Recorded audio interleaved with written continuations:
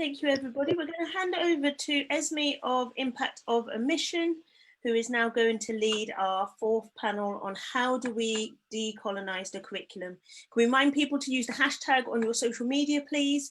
Let's really big up what we've been doing today. And also make sure you put your questions in the question and answer box, and you can chat in the chat box. Thank you. Esme, hand over to you. All right, hi everyone. It's really nice to sort of virtually meet you all. So welcome to the panel. As you all hopefully know, we'll be discussing the topic, how can we decolonize the curriculum? So this is a subject I've only recently started to grapple with, having just left the education system. So I'm in my first year of university, and we're all here to learn. So we're really, really lucky to have three experts on the subject here with us today. I'm going to introduce them shortly, but I thought I'd just explain how I'm going to structure the panel. It's going to be a bit different to the other ones. So first I'm going to introduce the panelists and myself fairly quickly so we can get to our discussion, and then I'm going to sort of ask questions to everyone and kind of make it more into a group discussion with the panelists, and then I'll open up to a Q&A so that we can field questions from you guys. All right, so I'm going to introduce everyone. So our first panelist is Melina Valdelièvre. She's a Franco-Indian teacher of English in a secondary school in Glasgow and a committed anti-racist activist.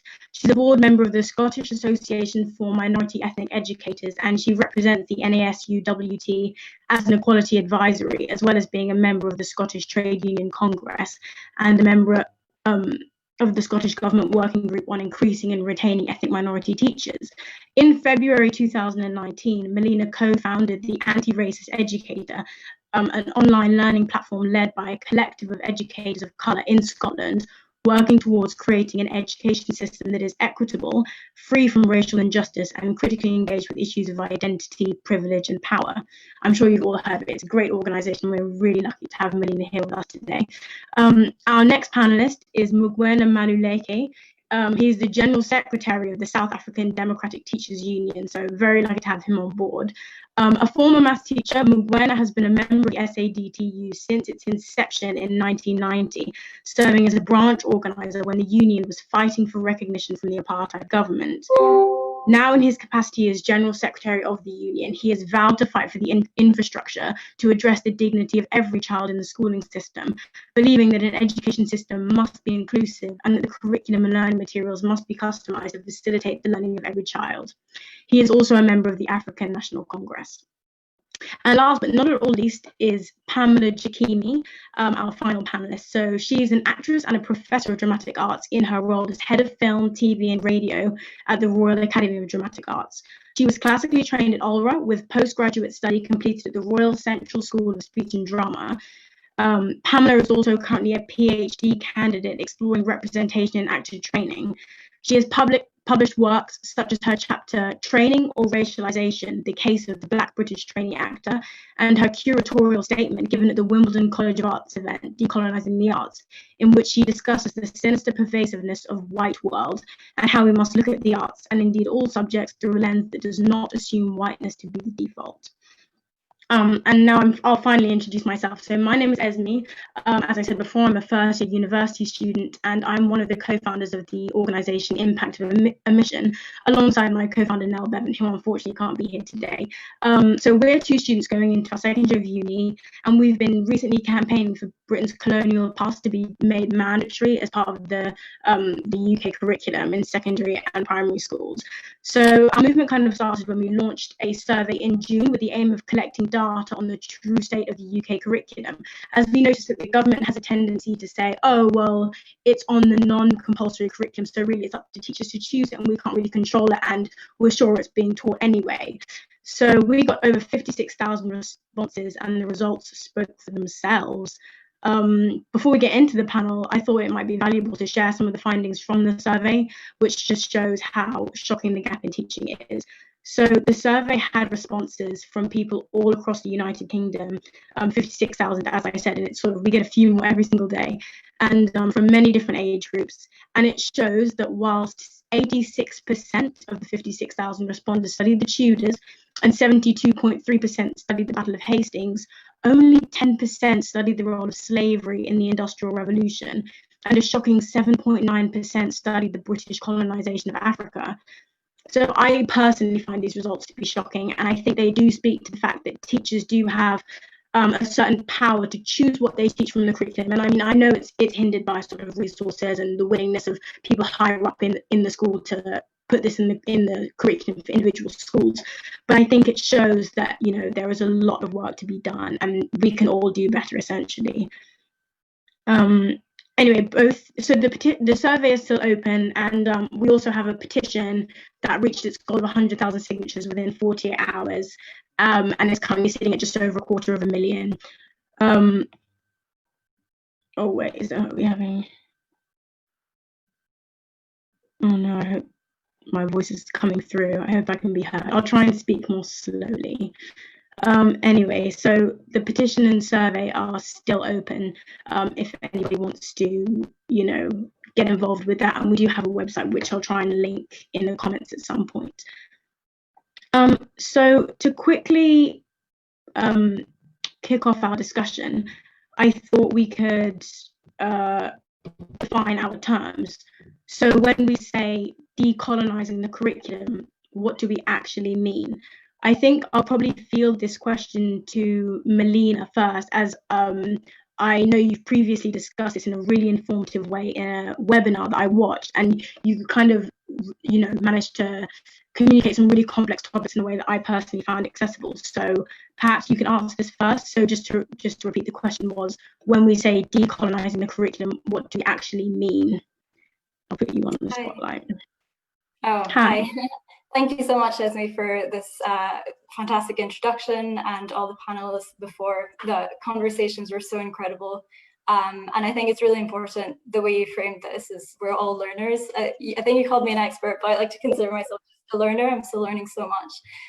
So the webinar that you mentioned, I did it with one of my colleagues, one of the members of the Anti-Racist Educator, from whom I learned a lot. And he introduced me to one of the scholars of decolonial thought, Maldonado Torres. So he's a scholar of decolonial theory, who clarifies the difference between colonialism as something that was more administrative, so the British colonization of India, for example, that was British troops going and just taking over. And coloniality is more about that hierarchy of power, and in a way the leftovers of colonialism, all the colonization of the mind that happens, thinking of what sort of knowledge is valued and how relationships work in terms of power. So he says coloniality is maintained alive in books, in the criteria for academic performance, in cultural patterns, in common sense assumptions, in the self-image of peoples, in aspirations of self, and so many other aspects of our modern experience. In a way, as modern subjects, we breathe coloniality all the time and every day. So I think those words are really helpful for me when I think about anti-racism, how racism keeps and coloniality seeps into every aspect of our curriculum, of the education system, of modern day society in Britain and the world. So decoloniality refers to efforts at rehumanizing the world, to breaking hierarchies of difference that dehumanize subjects and communities, and that destroy nature as well, thinking about the impact of colonialism on the planet. And decoloniality is also about the production of counter discourses, counter narratives, counter knowledge, counter creative arts, counter practices that seek to dismantle coloniality and open up multiple forms of being in the world. So it's really about thinking of decolonizing the curriculum as creating empowering, humanizing narratives in the curriculum, but also being critical, so addressing, criticizing and addressing any imbalances of power that you might see in your whole one-year curriculum. So I'm an English teacher. It's very simple for me to look at the sort of narratives that are created through the stories I teach, through the stories that get people to write and imagine. Whose voices and perspectives are included? Are they only white, male, cisgender, heterosexual, heteronormative perspectives? So it's really about me decolonizing my mind as well, trying to unlearn any of those colonial practices that I've grown up with, that we've all grown up with. And I think an important point of that is actually acknowledging that education is not neutral. Acknowledging that the curriculum that we teach, that we were taught when we were growing up, is also reproducing these hierarchies of power and narratives that dehumanize marginalized groups. So it really means thinking more critically about the narratives that are taught and how to disrupt them, to dismantle them, and find alternative counter narratives in our to embed within our curriculum.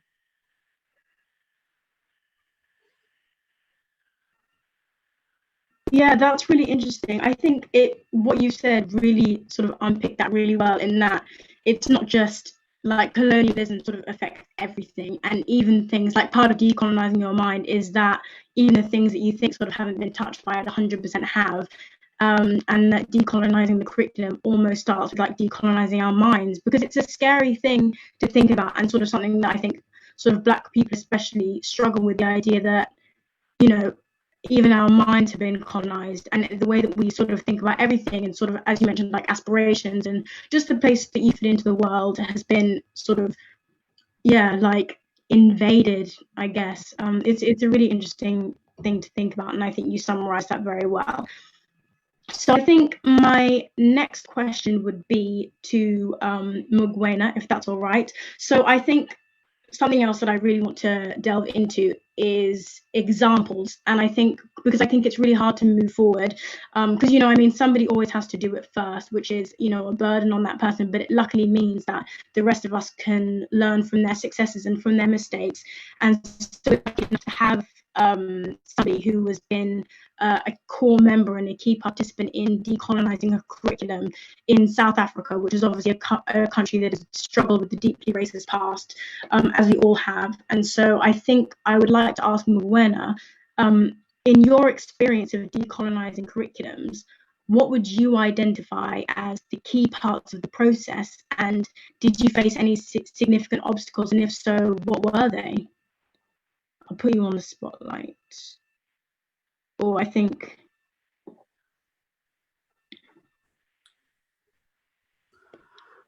Hi, good afternoon or good morning, because in South Africa it's in the afternoon, Ashley, and the organizers. I want to take this opportunity to thank the organizers and all the panelists that came before. They were very incredible, very insightful presentation that they have made.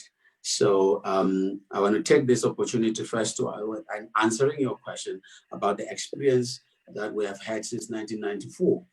After the democratic breakthrough in dealing with the curriculum in order to do what the previous speaker is saying, dealing with the humanization of the curriculum part of it. However, let me start by saying that much of what is taught is a legacy from our colonial past. A past which was designed to entrench unequal power relations and privilege for the colonizers. So despite the breakthrough that we have had in South Africa, what we still teach today and struggling to correct are still the what has been a legacy of the colonizers. So the critical key issues that we need in decolonizing the curriculum may be coming from what Steve Biko would have said in his book, I Write What I Like. He was addressing the psychological feeling of inferiority, which was cultivated by the system. But in that, he also went further and said that it is important that the whites, in order for them to be able to listen to the blacks, needed to defeat the one problem which they had, which was one of superiority. So if the curriculum is still having that legacy of colonization, clearly it is that you still have those who walk around in our country with that psychological feeling of inferiority, and those who walk around with a psychological feeling of superiority in the country. So therefore, what the curriculum has got to look at is what Nkundiwa Diwongo would have taught us, he said that we need to search for a liberating perspective within which to see ourselves clearly in the relationship to ourselves first and to other selves in the universe, and therefore guided us in terms of the decolonization of the curriculum by saying we need two things. The first is the choice of material and attitude to what we would want to do. So the second, he says, is the interpretation of that material. And I want to take a little bit of your time and talk about that, because if the curriculum is about qualities that are desirable, and if the curriculum is about experiences that will generate such qualities and so forth, but also if it is about a rounded whole of the knowledge and the experiences of the human race that takes into account spirituality, takes into account morals, mental, emotional, and social in the curriculum. So in the choice in dealing with our decolonization is that we had to look at what the materials were doing to our children and the adults, those were chosen. For example, if you look at the film, My Beloved Country, where you have a reverend who would give the left cheek after the right cheek has been bashed by the racist or the colonizers, is what the curriculum basically was looking at, is that it had to create good blacks and bad blacks. So therefore, as you are navigating through a pedagogy as a teacher, having a material that would be putting this black who is bad, like Mandela was regarded as a terrorist, a bad person, because he was resisting occupation, resisting the exploitation and the plundering of the country, and so forth. So in the books which you created or which were given to us was that you are going to have put Mandela as a terrorist and be seen as a bad person. So you want to distance yourself as a learner in the classroom from that person, because it's regarded as being ugly, it's regarded as being wicked, it's regarded as being cowardly, it's always scheming. So what is a good black person? A good black person would be the one that would be part of the exploitation, helping the colonizer to really exploit the minerals, occupation, and also suppressing fellow country people and so forth. So the curriculum has got to look at those particular things. The third area that we were looking at is the issue of the dominance of language. To the extent that we said all languages in South Africa will have to be equal. So you have got 11 official languages and all of them have got to be equal. I must say that the struggle continues because they are not still equal. Two languages are still dominating because they're the language of commerce, they're the language of science, they're a language of medicine and so forth. So basically it's the language that is controlling the economy and controlling the politics. So we needed to look at that and making sure that as a choice of the language, we need to enrich the language, invest in the languages, so that we are saying all indigenous languages needed to be taught and they needed to be invested in order to ensure that we decolonize, because no language is the same. And obviously, like Mugwena Tiwongo would tell us, is that it depends on where you stand. So he tells us a story about 7 blind men who went out to go and see an elephant. And they differed in terms of the size of the elephant, the nature of the elephant.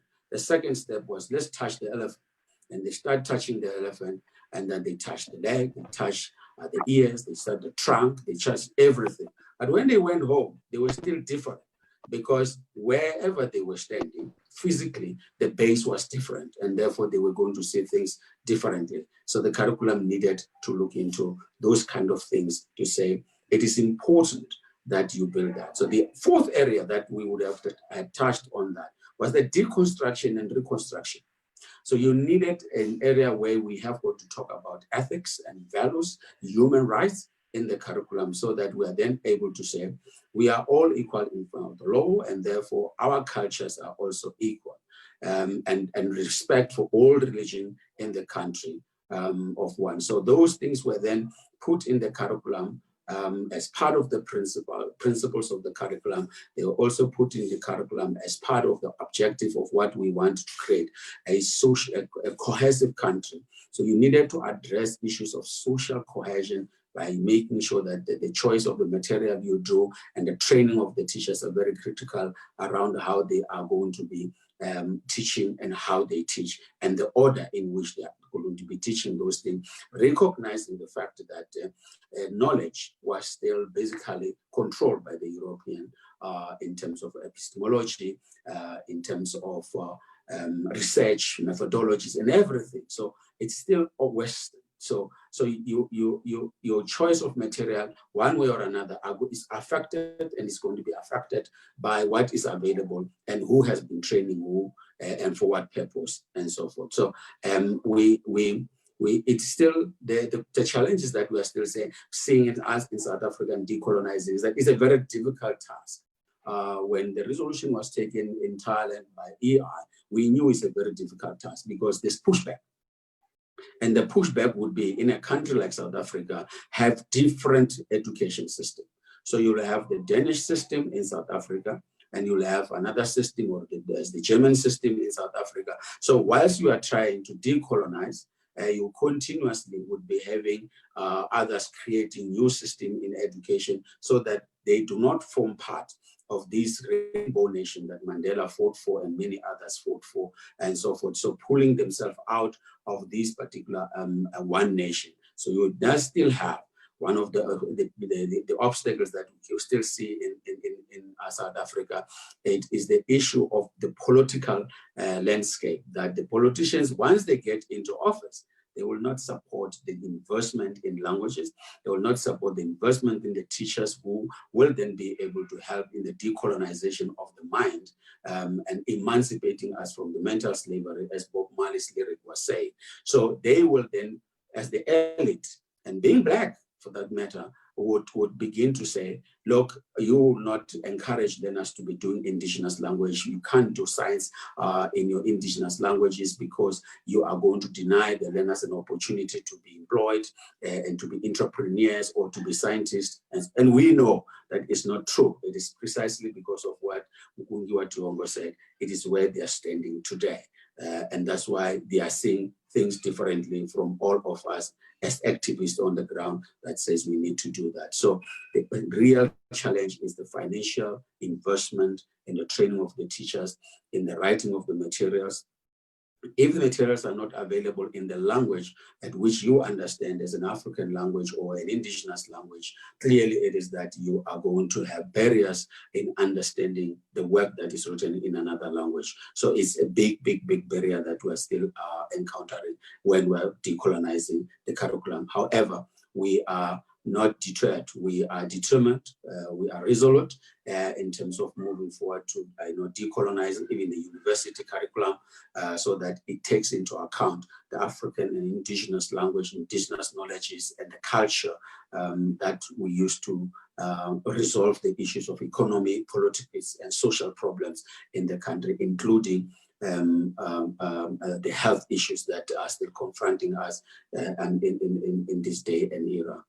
So I needed to just be brave to that extent to say those are some of the things that we looked at critically, and very fundamental is the issue of how you teach and what order you're going to teach in terms of the curriculum. So that curriculum, if it is not going to address those things of choosing the material that are good, you're going to be sitting subtly with Shakespearean that says, brought light to the darkest Africa. And clearly it is that from time to time is that you're not going to have heroes or role models that are African, and therefore all the role models in science are going to be wise. The people understand that Christian Barnard, who was the first to perform the heart operation in the hospital, was working with a Black doctor, but that Black doctor is not known because he's not supposed to. Because at the end of the day, it is that he will be a role model for other young people to follow into the footsteps. Thank you.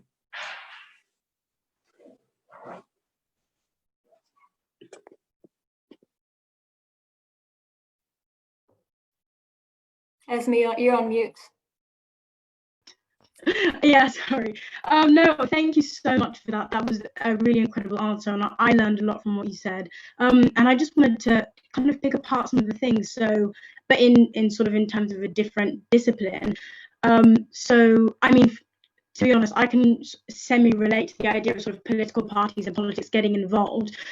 So we've been sort of in contact with, you know, Conservative Party leaders just in the course of our struggle to try and get this recognised, and there is a huge resistance, and so I think people kind of underestimate the extent to which there will be this resistance from political leaders, and I think it kind of goes to show just how wide-reaching sort of the colonial sort of impact is, and also how wide-reaching your effort to decolonize has to be. So, for example, like, you know, we can't vote in these parties anymore who are going to be this resistant and who are going to sort of take things off the curriculum, because it was Michael Gove who took off a lot of the Black history from the curriculum with Dominic Cummings as his advisor. And so I think, you know, when we're thinking about who we want to lead this country, it's something that we really have to consider as well. And you also mentioned the choice of material and the language that you're teaching in. And while England is sort of a pretty mono-linguistical like country, I think the idea of language is very interesting, just in terms of the kind of English that we use, because fine, England is an English country and we speak the English language, but there are lots of different types of English that we speak. And I think there's a point to be made about accessibility there, which is interesting.